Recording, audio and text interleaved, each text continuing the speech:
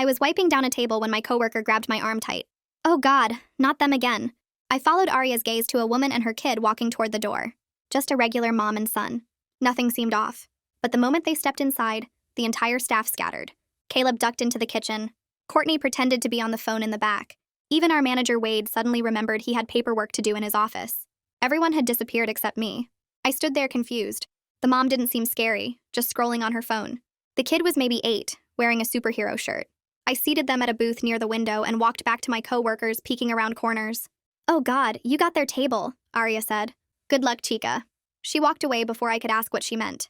I grabbed a menu and headed over, still trying to figure out what everyone was so afraid of. But the moment I saw the kid stare up at me with the same mischievous grin my younger brother often showed, I knew I'd find out why everyone was so afraid. While taking their order, the mom took a call. Her son grabbed the ketchup bottle and squeezed it hard, spraying red sauce all over the table and booth. Just as I opened my mouth to say something, the mom looked up with a sour expression on her face. Excuse me, she said, staring at the mess. Why is this table so dirty? I blinked. Ma'am, your son just... I'd like you to clean this up immediately. Chop chop. She went right back to her phone. The kid grinned and mimicked his mom. Chop chop. I forced a smile and grabbed paper towels, ignoring the kid's laughter as I cleaned up his mess. 5 minutes later, the kid walked up to another waitress and pulled her apron strings loose. She yelped as her apron fell to the floor. He laughed and ran back to his seat. The mom never looked up from her phone. Then he started targeting customers. He reached over to the table next to them and grabbed a woman's purse, dumping it on the floor. Keys, wallet, makeup, everything scattered across the tiles. The woman gasped. Young man! Where are your manners? The kid ran back to his booth, giggling. His mom was still scrolling through her phone like nothing happened. The woman marched over to the booth, furious. Are you going to do something about your kid? Or are you going to let this brat run around like a monkey in a museum? Everyone's eyes went wide. The restaurant fell silent. People were exchanging looks, shaking their heads. Someone muttered under her breath, "Get him, girl." The mom glanced up for half a second and said, "He's just playing." Then back to the phone, completely uninterested. That's when another man at the counter stood up, a big guy wearing a construction vest. He walked straight to the mom's table, grabbed her phone out of her hands, and smashed it on the floor, shattering the screen into tiny pieces. This isn't a daycare. Learn to watch your own kid, he said, his voice shaking with anger. Learn to discipline him. The mom shot up from her seat. Are you calling me a bad mother? Yeah, I am, the man said. We're all saying that. Other customers started nodding. Someone said, about time somebody said it. The restaurant erupted in arguments. The mom was screaming. The man was yelling back. Everyone had had enough. But they forgot one little thing. The kid. While everyone was shouting, the kid snuck into the kitchen. I ran over and saw him inside, standing at the stove. He'd turned all the burners on full blast and placed a cardboard box full of frozen burgers directly on the flames. Hey, get out of there! I screamed. He stuck his tongue out at me, laughing. Then, the box caught fire. Flames shot up fast, spreading to the grease on the stove, then the cabinets. Within seconds, half the kitchen was burning. Black smoke poured into the dining area. The fire alarm started blaring. Fire! Someone screamed over all the arguing and yelling. Everyone rushed toward the exit, but the mom blocked it off with her own body, yelling, Oh, no, you don't! Not until you get my son. But nobody moved. Not one person went back for him. She started looking nervous. I told you guys to help him. The kid was crying now, coughing in the smoke, begging for his mom. Fine, I'll do it myself. But everyone held her back, telling her it was too dangerous. That's when the tears began falling. But my son... Then the same man who'd smashed her phone pushed through the crowd. He pulled his shirt over his mouth and ran into the smoke. 10 seconds later, he came out carrying the kid, both of them coughing and covered in soot. Everyone poured out onto the sidewalk, safe from the fire. The mom immediately started yelling at the man. What took you so long? He could have died. You should have gone in sooner. The man stared at her, stunned. Are you serious right now? Before they could fight, firefighters and police showed up. When asked what happened, everyone blamed the mom and kid. The officer looked confused. Ma'am, you're saying your 8-year-old son was left unsupervised and started a fire? He was just playing, she said. It was an accident. The officer started cuffing her. That's neglect, ma'am. You weren't watching your child. He endangered everyone here. She fought against the restraints, kicking and squirming hard. I'm calling my lawyer. You can't talk to me like this. Then I noticed something that made my blood run cold. The kid. He was grinning. Like he'd planned the whole thing. Like he wanted his mom to get arrested from the start. I stood on the sidewalk watching firefighters spray water through our restaurant's broken windows. The spray made rainbow patterns in the streetlights. Samuel's grin kept replaying in my mind like a horror movie stuck on repeat. The kid planned this somehow. He wanted his mom arrested. I couldn't shake the feeling that I just saw something way more scary than a bad parent. A female detective in a gray suit started separating witnesses into different groups. She pointed people toward different police cars and officers. When she got to me, she pulled out a small notebook. Her badge said Detective Townsend. She asked for my name and contact information first. Then she wanted to know what I saw. I told her about the ketchup, the apron strings, the purse dumping, the kitchen fire.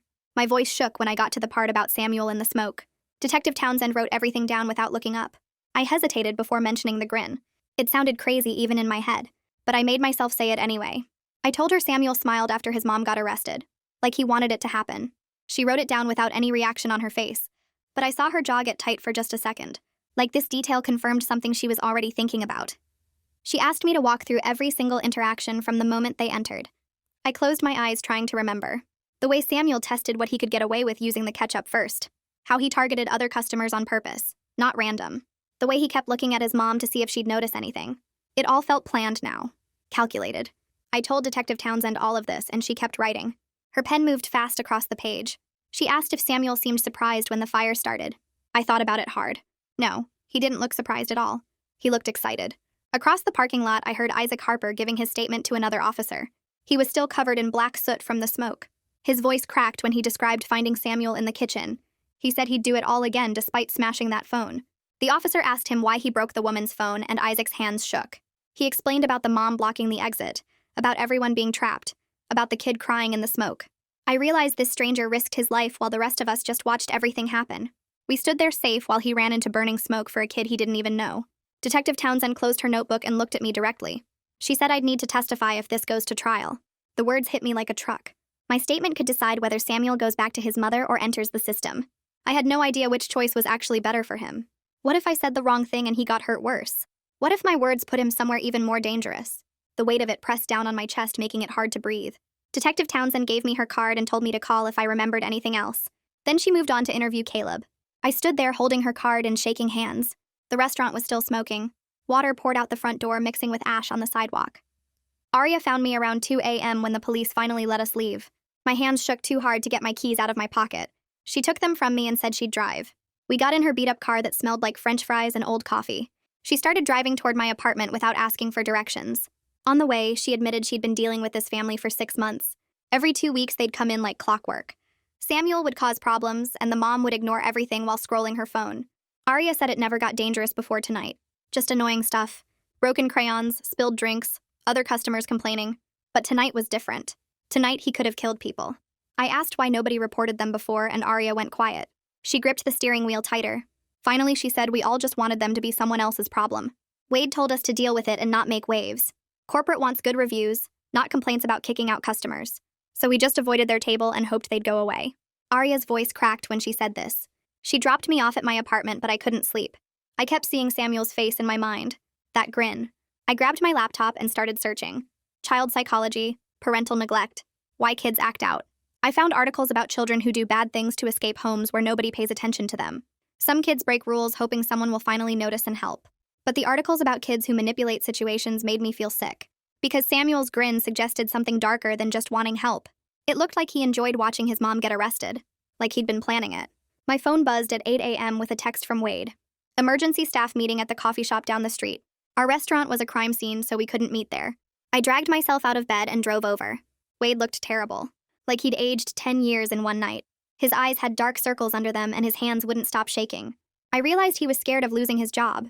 He hid in his office instead of handling the situation, and now corporate probably wanted answers. Everyone else looked rough too. Caleb made dark jokes about fire safety and checking smoke detectors. Courtney cried into her latte and wouldn't make eye contact with anyone. Aria went outside to smoke and I could see her through the window, lighting one cigarette after another. We were all dancing around the real question. Should we have done something sooner? Would it have even mattered if we had? Wade cleared his throat and the room went quiet. He said the restaurant would be closed at least 3 weeks for repairs and safety checks. The insurance company needed to investigate. The fire department had to approve everything before we could reopen. Then he dropped the real bomb. Corporate wasn't paying us for the closure period. They were still deciding about compensation, but for now, no paychecks. I watched my coworkers' faces fall as they did the math in their heads. 3 weeks without pay.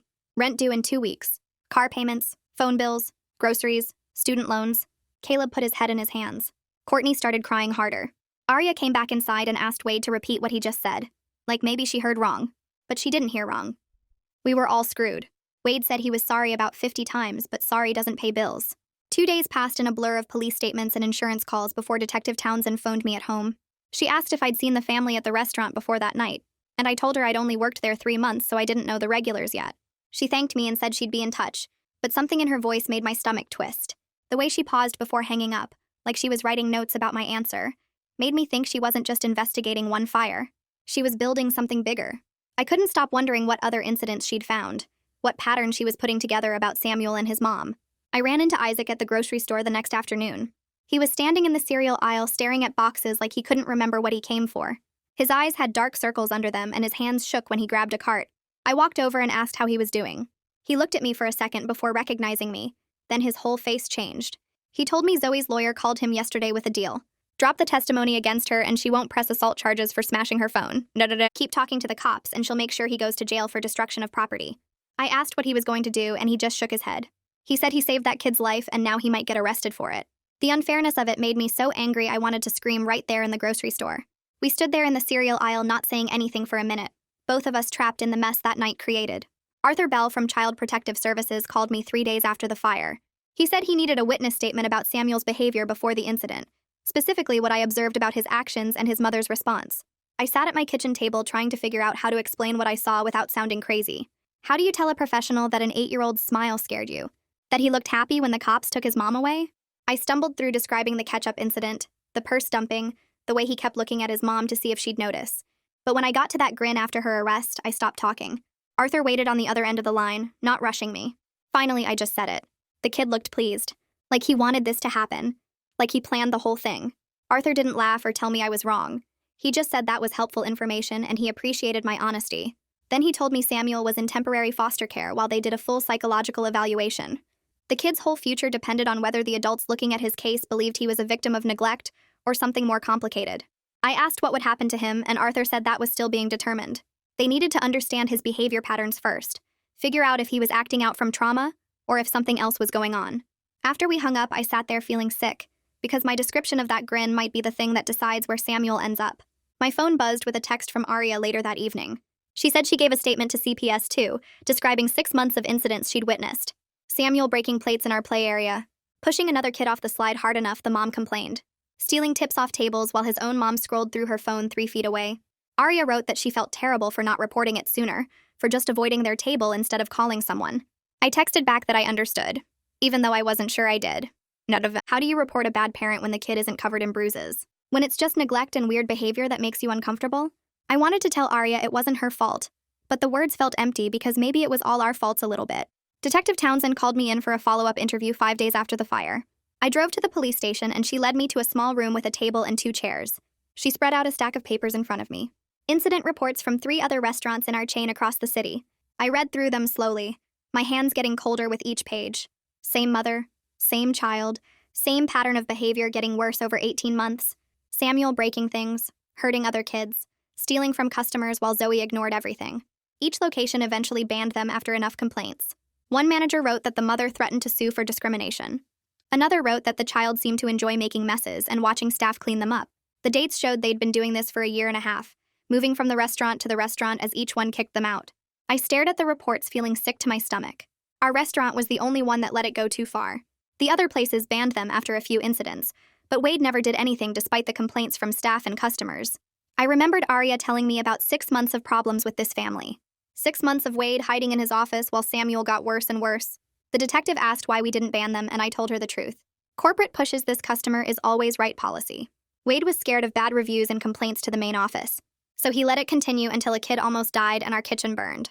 We were all living with the consequences now of choosing business over safety. The detective leaned forward and asked me a question that made my brain hurt. Did I think Samuel intended to start the fire? I opened my mouth and closed it again, not knowing how to answer. An 8-year-old understanding that stove burners plus cardboard equals fire seemed possible. Kids learn about fire safety in the school. But planning to get his mother arrested felt too smart, too calculated for someone that young. I told her I honestly didn't know. Maybe he just wanted to cause trouble and didn't think about the consequences.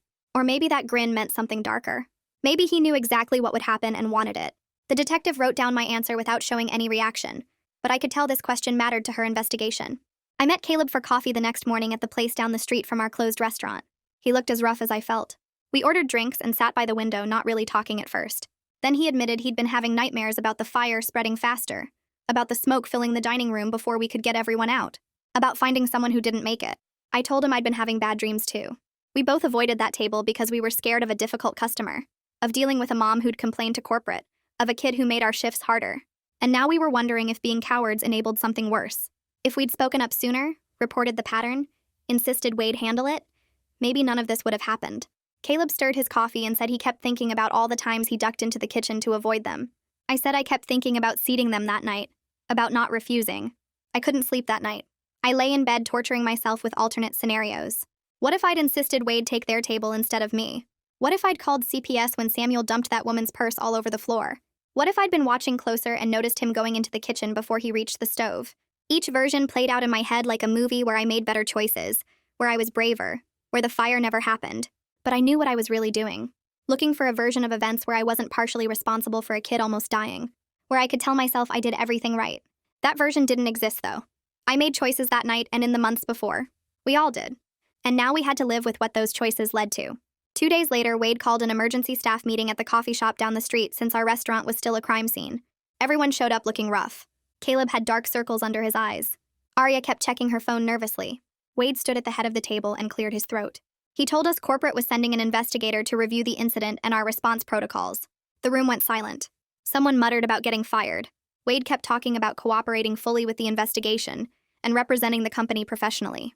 After the meeting ended, he pulled me aside near the bathroom hallway. He asked if I could do him a favor when the investigator came. He wanted me to not mention that he hid in his office during the incident. He said it would look bad for his career and he had a family to support. I stared at him. This man was more worried about his job than about a kid almost dying. More worried about his reputation than about 18 months of complaints he ignored. I told him I'd tell the investigator exactly what happened and walked away. His face went red, but he didn't follow me. That afternoon, my phone buzzed with a text from Courtney. She said she couldn't come back to work at a place where a child almost died because we were all too scared to deal with a difficult customer. She said every time she closed her eyes, she saw Samuel in that smoke and heard him crying. She couldn't serve food and smile at customers knowing what happened in that kitchen. The text ended with her saying she was done and good luck to the rest of us. I read it 3 times. Her resignation felt like she was accusing all of us of being cowards. Maybe she was right. Maybe we deserved that accusation. I showed the text to Arya and she just shook her head. 2 days after Courtney quit, my phone rang from an unknown number. I answered, and a woman introduced herself as Kaya Livingston, Zoe's defense attorney. She said she was calling to ask if I would testify that Samuel has severe behavioral problems and his mother couldn't control him.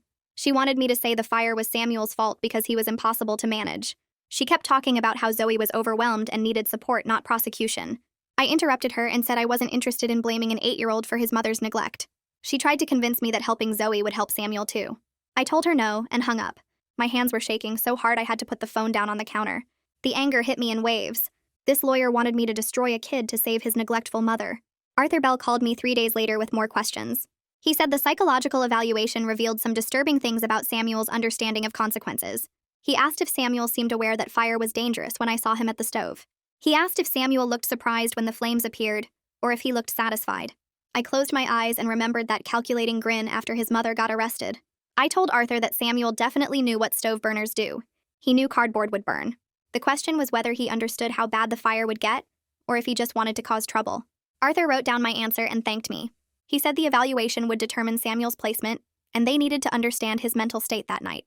A week after Arthur's call, Detective Townsend asked me to come to the station for an update. She sat across from me in a small interview room and opened a folder. She said Samuel told the psychologist he wanted to see what would happen when he turned on the burners. He said he knew his mom wouldn't notice because she never did. The evaluation suggested he'd been testing boundaries for months, doing worse and worse things to get adult attention his mother refused to provide. Detective Townsend said the psychologist believed Samuel was escalating behaviors, hoping someone would finally intervene. I sat there processing this information.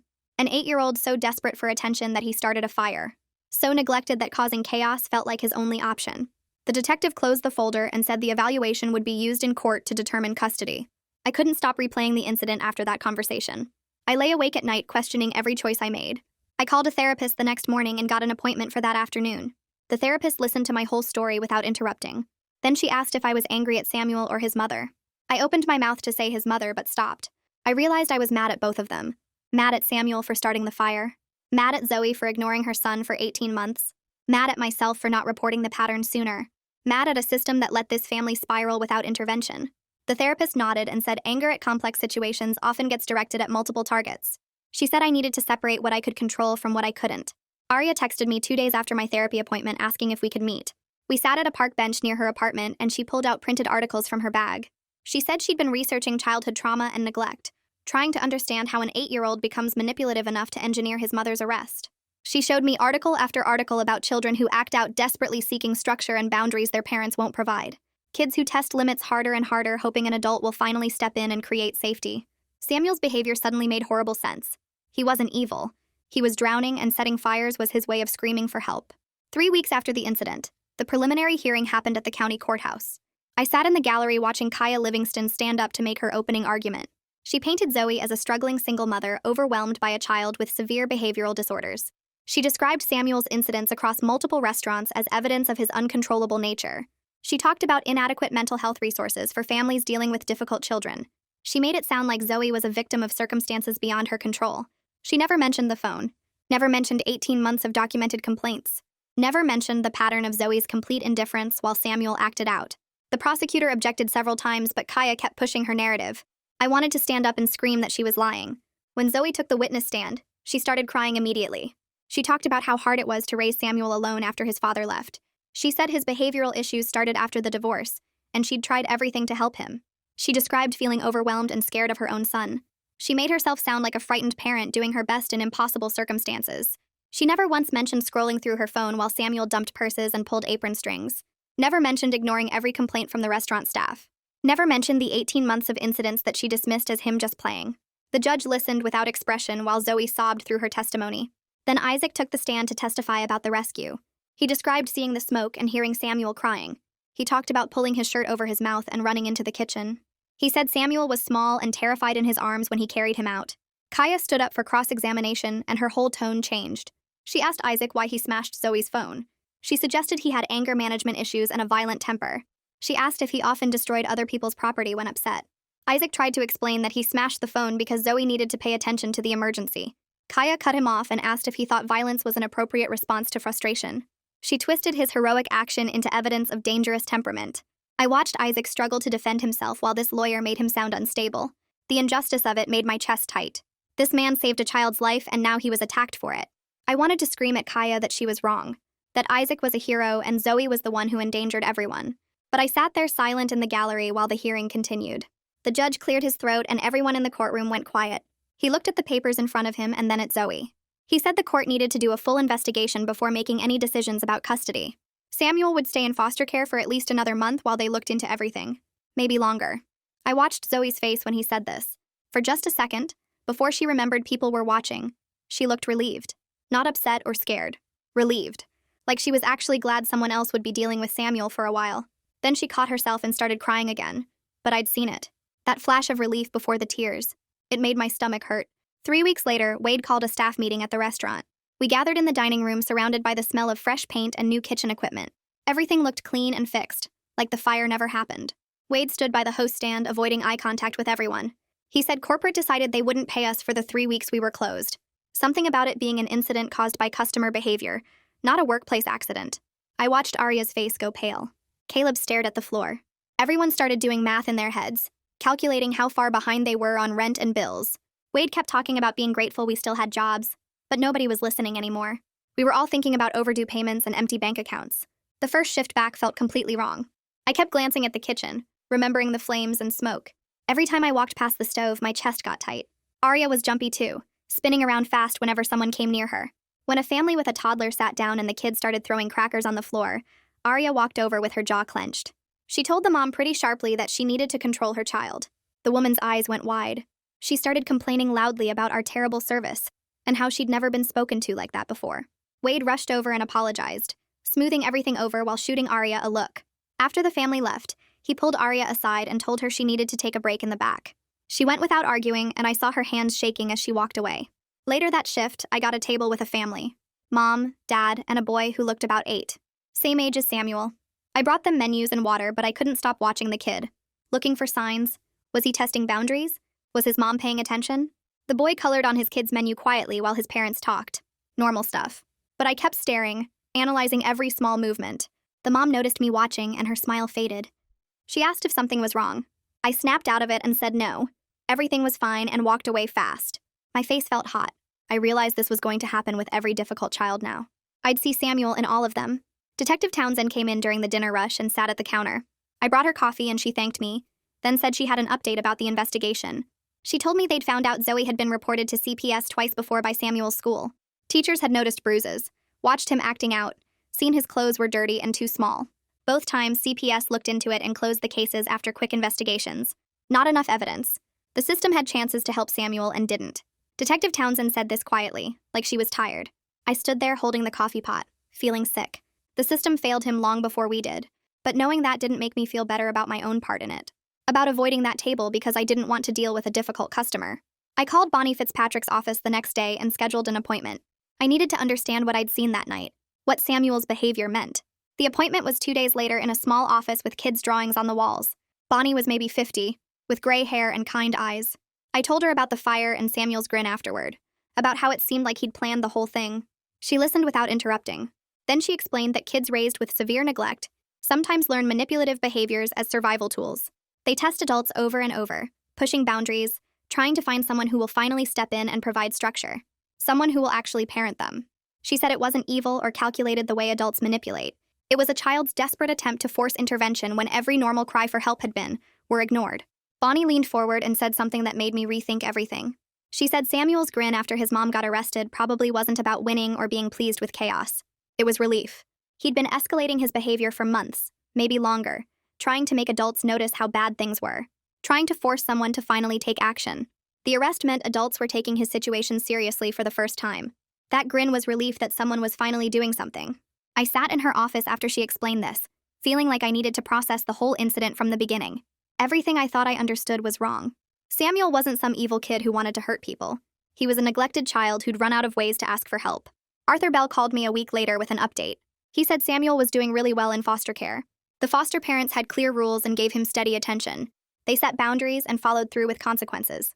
Samuel responded to the structure better than anyone expected. Arthur said the foster parents reported he was calmer and more cooperative than his file suggested. He was doing his homework, helping with chores, playing with their other foster kids without problems. It supported what Bonnie had told me. Samuel wasn't acting out because of behavioral disorders.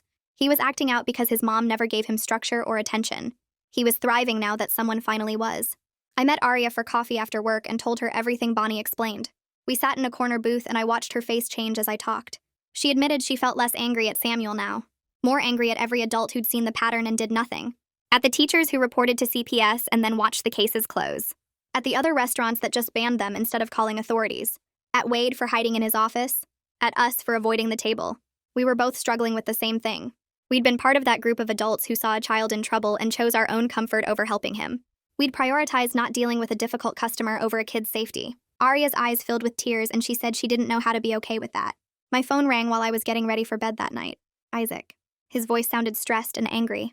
He said Kaya filed assault charges against him for smashing Zoe's phone. She was trying to pressure him into not testifying at Zoe's trial. He'd gotten paperwork that day. If the charges stuck, he could face jail time. Actual jail time for saving a child's life. For being the only person brave enough to run into a burning building while everyone else stood outside. I sat on my bed listening to him talk, feeling so angry I couldn't think straight. The injustice of it burned in my chest.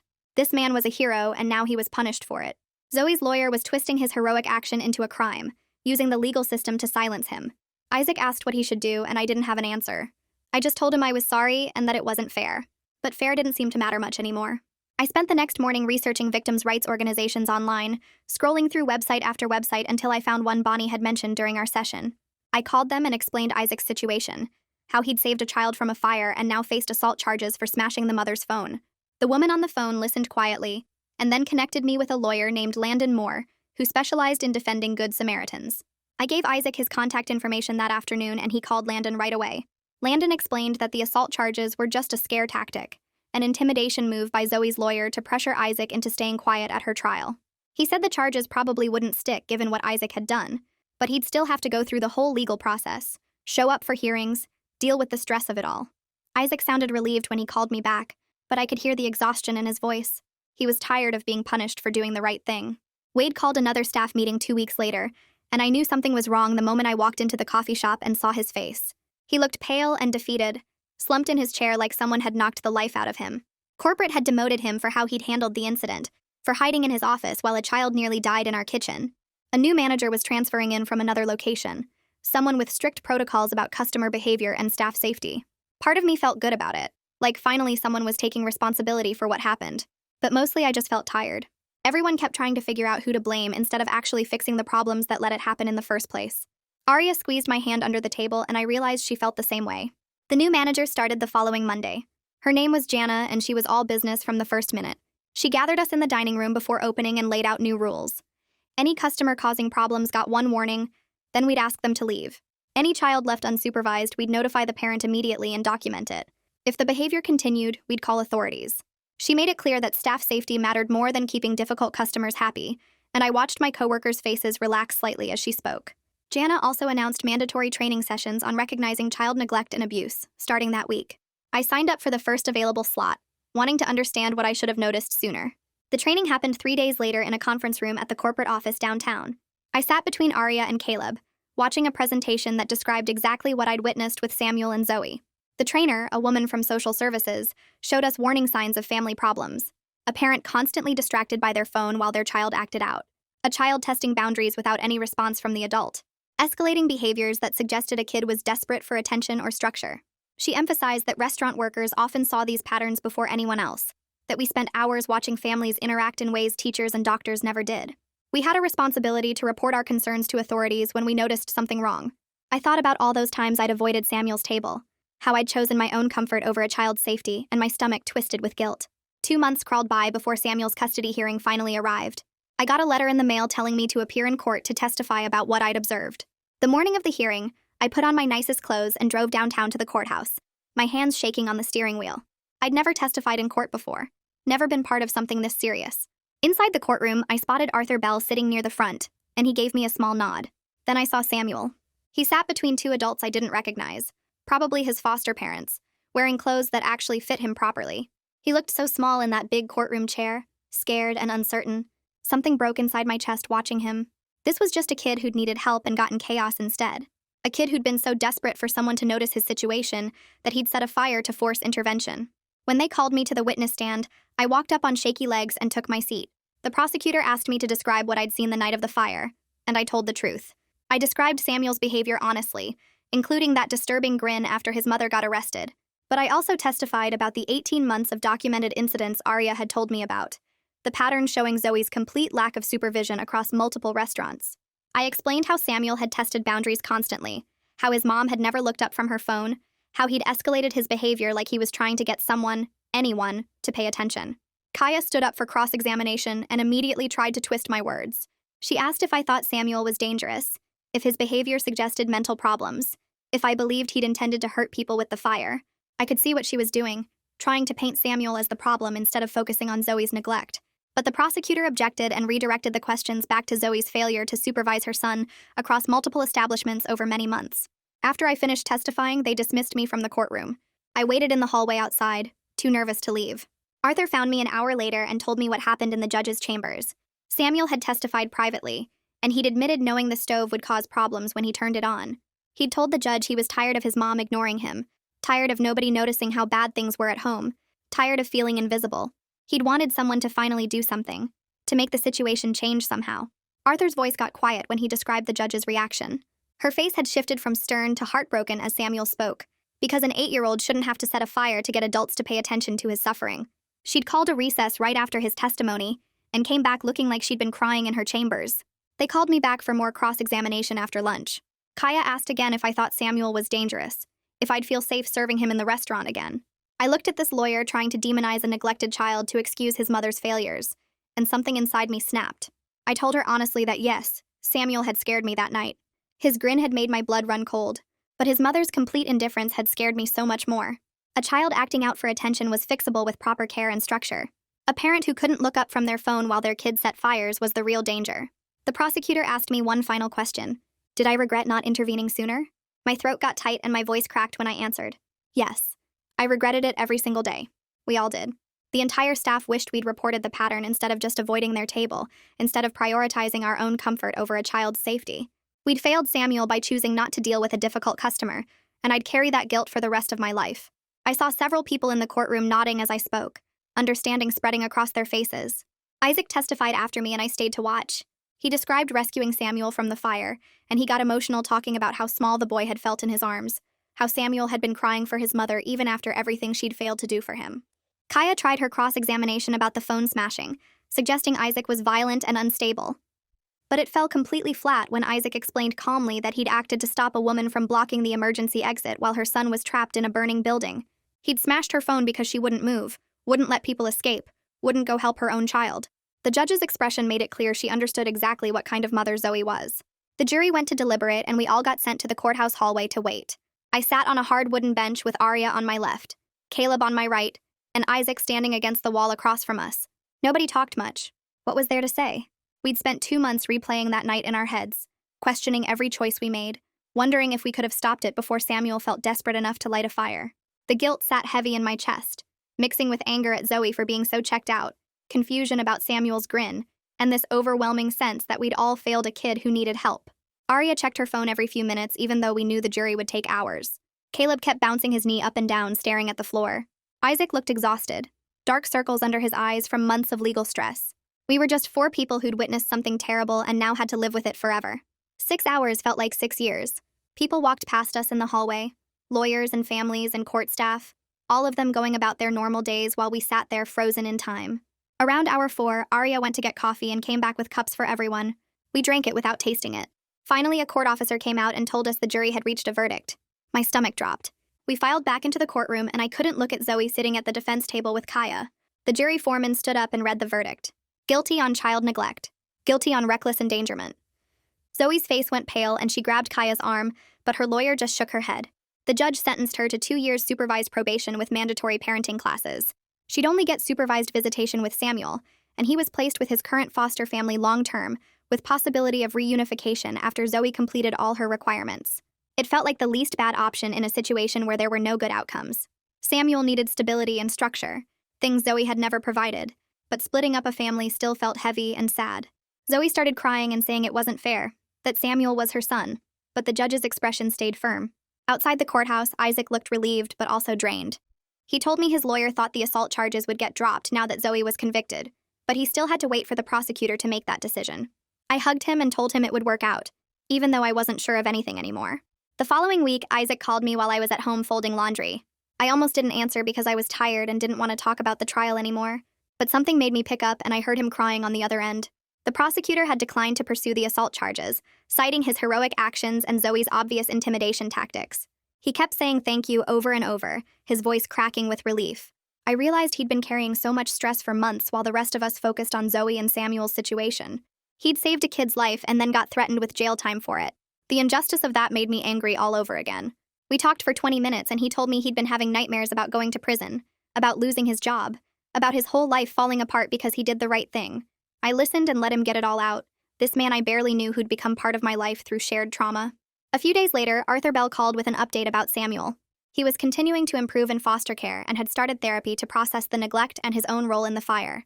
The foster parents were committed to keeping him long-term, treating him like their own kid instead of a temporary placement. He was doing better in the school with consistent support and structure at home.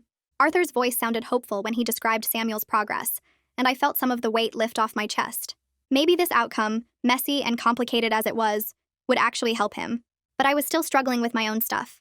The nightmares hadn't stopped. Every time I saw a kid at work, I watched them too closely, looking for signs of neglect or behavioral problems. I jumped at loud noises. I couldn't relax around families with young children, so I made another appointment with Bonnie. Sitting in her office felt both familiar and embarrassing. I'd hoped I'd be over it by now, that the verdict would bring closure. But trauma doesn't work that way.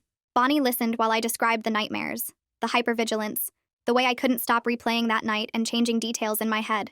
She explained that witnessing trauma affects everyone differently, that my guilt about not intervening sooner was a normal response that would take time to process. She gave me techniques for managing the anxiety, ways to ground myself when I started spiraling. It helped to hear that I wasn't broken or weak, just human. The restaurant finally reopened after being closed for repairs and safety inspections. Corporate had installed new safety protocols and required all staff to complete training on recognizing concerning customer behavior. We had a system now for reporting problems to management, and Wade's replacement actually followed through on addressing issues instead of hiding in his office. The new manager was strict but fair, and I appreciated having clear guidelines instead of the old policy of avoiding conflict at all costs. Slowly, the atmosphere started feeling normal again. Customers came back, the kitchen ran smoothly, and we fell into familiar rhythms. But we were all different now, more aware, more willing to speak up. Arya and I became closer friends through processing this shared experience. We started meeting for coffee on our days off, talking about the trial and our feelings about it. One day she told me she'd decided to go back to the school for social work. She wanted to help families before they reached crisis point, to intervene earlier than we had with Zoe and Samuel. Watching her find purpose in the trauma inspired me. I started thinking about how I could contribute to preventing similar situations, maybe volunteering or taking classes. I didn't have answers yet, but at least I was thinking forward instead of just backward. 3 months after the incident, I was working a dinner shift when a family came in with a distracted parent and an acting out child. The mom was on her phone while her son, maybe 7 years old, threw crayons at other tables and climbed on the booth seats. Old me would have avoided them, let someone else deal with it, hoped they'd leave soon. But I walked over to my manager and quietly told him what I was seeing. I suggested he check in with the family, maybe offer some assistance. He did exactly that, approaching their table with a friendly smile and gently mentioning that the child seemed to need some attention. The mom looked up, actually looked at her kid for the first time since they'd sat down and put her phone in her purse. She started engaging with him, asking about his day, helping him color. The change was immediate. The kid calmed down, stopped acting out, smiled at his mom. It was such a small intervention, but it worked. I felt proud of myself for speaking up instead of staying silent. Isaac stopped by the restaurant a few weeks later to thank everyone for supporting him through the legal process. We ended up having a long conversation about bystander responsibility and when to intervene. He told me he'd started volunteering with a fire safety education program, going to schools and community centers to teach kids about fire dangers. He was turning his traumatic experience into something that helped others, and I admired that. We talked about how hard it is to know when to step in, how we're all scared of overreacting or making things worse. But we agreed that doing something is usually better than doing nothing, even if it feels uncomfortable. I realized I was sleeping better now, not replaying the incident constantly in my mind. The nightmares came less often. I still thought about Samuel and wondered how he was doing, but it didn't consume me anymore. Arthur sent me occasional updates through email, short messages saying Samuel was thriving with structure and therapy. He'd made friends at his new school. He was playing soccer. He smiled more. These updates helped me accept that the outcome, while imperfect, was probably the best possible result for him. He was getting the care and attention he'd been desperately seeking, just in a way none of us had expected or wanted. A month later, the restaurant held a staff appreciation dinner at a local Italian place down the street. Our new manager stood up with a glass of wine and talked about how we'd handled a tough situation and come back stronger as a team. Everyone clapped and Arya squeezed my hand under the table. It felt good to be recognized, though I knew we'd all carry some guilt about not acting sooner regardless of how things turned out. Caleb caught me after dinner while we were waiting for our cars. He told me he'd been seeing a therapist too, working through his guilt about hiding in the kitchen that night. We stood in the parking lot talking about how we were all just trying to avoid conflict, how none of us could have predicted it would turn into a fire, but we still wished we'd been braver about reporting the pattern earlier. He admitted he still had nightmares about the smoke and flames spreading faster than we could control. I told him I understood completely. 6 months after the fire, I ran into Zoe at a grocery store. I was reaching for cereal when I saw her one aisle over, phone pressed to her ear as usual. She looked right through me like she didn't recognize the waitress who testified against her in court. Her shopping cart sat sideways, blocking the entire aisle while she scrolled through her phone with her free hand. A woman with a baby tried to get past and had to say "excuse me" 3 times before Zoe finally moved. I watched her walk away, still glued to her screen, and I realized some people never learn, never change, never take responsibility for the damage they cause. I grabbed my cereal and left before she could notice me. 2 weeks later, I was working a dinner shift when a family came in with a boy around Samuel's age. I felt my chest tighten as I walked over to seat them, but then I noticed the mom was attentive and engaged with her son. When he got too loud talking about his soccer game, she gently reminded him to use his indoor voice. He listened and went back to coloring his menu. I smiled, watching their normal, healthy interaction, grateful that most families get it right. I served them without the constant worry that used to eat at me every time a kid walked through the door. Life at the restaurant had returned to normal, but I was different now. More aware of warning signs, more willing to speak up when something felt wrong, more conscious that sometimes doing nothing is its own kind of action. Arthur sent me an email that morning saying Samuel was thriving in his foster home. He'd made the soccer team at his new school and was doing better in therapy every week. The foster parents were talking about adoption if things kept going well. He was finally getting the structure and attention he desperately needed. While the path to get there was scary and chaotic, I was learning to accept that messy intervention was better than polite silence.